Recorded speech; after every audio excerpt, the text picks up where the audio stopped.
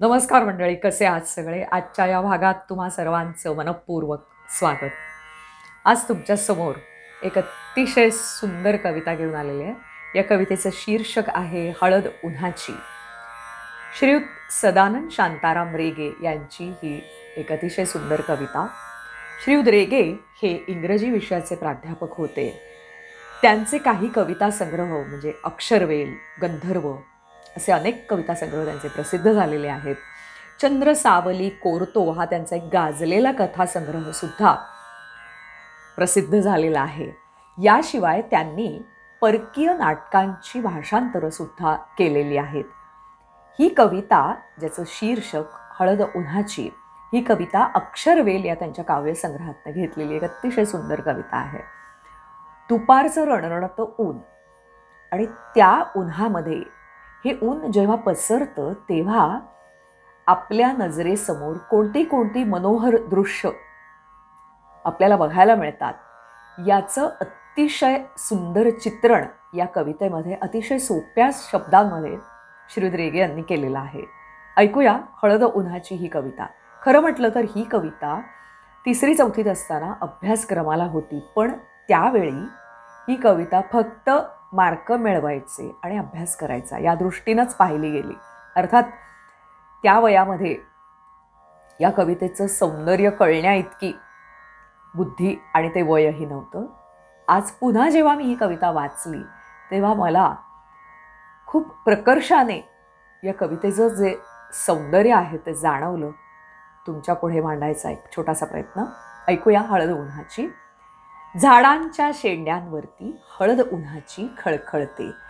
झाडांच्या शेंड्यांवरती हळद उन्हाची खळखळते.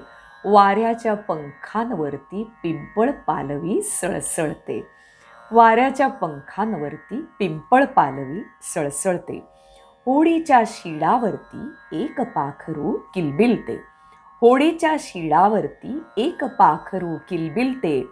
काठाच्या देठावरती खुळी मासळी झिळमिळते. काठाच्या देठावरती खुळी मासळी झिळमिळते. वाळूच्या दुलईवरती निळी शिंपली हुरहुरते. वाळूच्या दुलईवरती निळी शिंपली हुरहुरते. माळाच्या भाळावरती पिवळे जावळ भुरभुरते. माळाच्या भाळावरती पिवळे जावळ भुरभुरते. क्षितिजाच्या धारेवरती भुरी टेकडी झुरझुरते. क्षितिजाच्या धारेवरती भुरी टेकडी झुरझुरते. पिंगट कौलारावरती वेलधुराची सरसरते.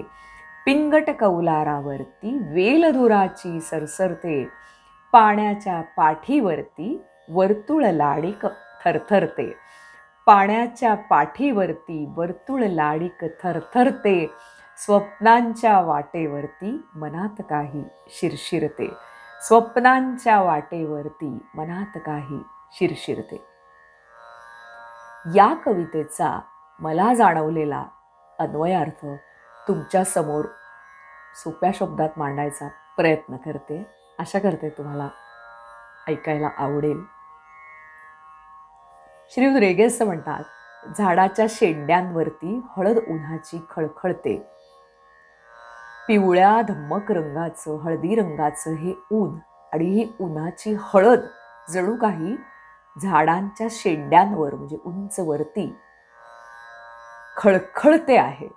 हळद उन्हाची खळखळते उंच झाडांवर. नंतर ते असं म्हणतात, वाऱ्याच्या पंखांवरती पिंपळ पालवी सळसळते. वातावरणात एक सुंदर वारा सुटलेला आहे आणि या वाऱ्याची, थंड वाऱ्याची जी झुळूक आहे त्याच्याबरोबर पिंपळाला फुटलेली पालवी सुद्धा आनंदाने सळसळते आहे अशी कल्पना. होडीच्या शिडावरती एक पाखरू किलबिलते.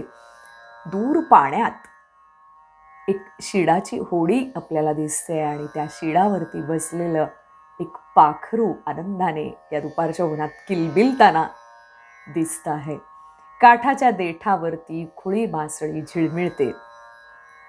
काठाच्या देठावरती म्हणजे काठाला धरून खुळी मासळी म्हणजे भान हरपलेली ती आनंदी मासळी झिळमिळताना दिसते आहे. म्हणजे ती उन्हामुळे त्या मासळीच्या अंगावर असलेला रंग, ते खवले चमकताना आपल्याला दिसत आहेत आणि ही भान हरपलेली आनंदी मासळी आपल्याला काठावर झिळमिळताना दिसते.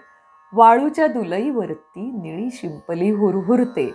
खरं म्हटलं तर आपल्यासारख्यांच्या मनात दुपारच्या उन्हात, रणरणत्या उन्हात वाळू किती तापलेली असेल असा विचार प्रथम मनात येईल. परंतु श्री द्रेगे असं म्हणतात की वाळूच्या दुलईवर, दुलई म्हटलंय त्यांनी, दुलईवर निळी शिंपली हुरहुरते. माळाच्या भाळावरती पिवळे जावळ भुरभुरते. भाळावर म्हणजे कपाळावर, दूर माळाच्या भाळावर पिवळं जावळ भुरभुरत आहे. म्हणजे जी झाडं झुडपं पानं जी हलताना दिसत आहेत ती उन्हामुळे पिवळी झाली आहेत आणि जणू काही पिवळं जावळ या माळाच्या भाळावर भुरभुरत आहे, अशी कल्पना. क्षितिजाच्या धारेवरती भुरी टेकडी झुरझुरते. क्षितिजाच्या धारेवर भुऱ्या रंगाची टेकडी, म्हणजे उन्हामुळे त्या टेकडीचा रंग जणू काही भुरा आहे, अशी ही कल्पना. भुरी टेकडी झुरझुरते आहे, म्हणजे चमकते आहे. पिंगट कौलारावरती वेलधुराची सरसरते. गावातली जी सगळी कौलारू घरं आहेत, दुपारच्या उन्हामुळे असं वाटतंय की जणू काही त्या कौलांचा रंग पिंगट रंगाचा आहे. पिंगट कौलारू घरं आहेत ही, आणि या पिंगट कौलारावरती वेलधुराची सरसरते. म्हणजे मला असं वाटतं की चुलीचा जो या गावातल्या घरांमधून धूर येतो, तो धूर जणू काही त्याचा वेल त्या घरांवर सरसरतो आहे. पाण्याच्या पाठीवरती वर्तुळ लाडिक थरथरते. हे पाण्यात जे आपल्याला गोल पाण्याचे तरंग दिसतात उमटताना, ते पाण्याच्या पाठीवरती ते तरंग लाडिकपणे थरथरताना दिसत आहेत. त्या तरंगांना वर्तुळ म्हटलेलं आहे. आणि सगळ्यात शेवटी ते असं म्हणतात, स्वप्नांच्या वाटेवरती मनात काही शिरशिरते. स्वप्नांच्या वाटेवरती मनात काही शिरशिरते. अर्थात कवी मनाला इतका आनंद झालेला आहे आणि ते म्हणतात की स्वप्नांच्या वाटेवर मनात काहीतरी शिरशिरत आहे.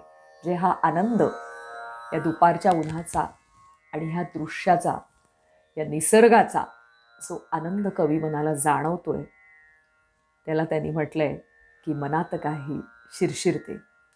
मला जाणवलेला अन्वयार्थ मी तुमच्यासमोर मांडायचा एक छोटासा प्रयत्न केला. आशा करते तुम्हाला सुद्धा ही कविता आवडली असेल. चॅनेलला नक्की सबस्क्राईब करा आणि व्हिडिओला लाईक शेअर जरूर करा. धन्यवाद. पुन्हा लवकरच भेटू एका नवीन कवितेसह.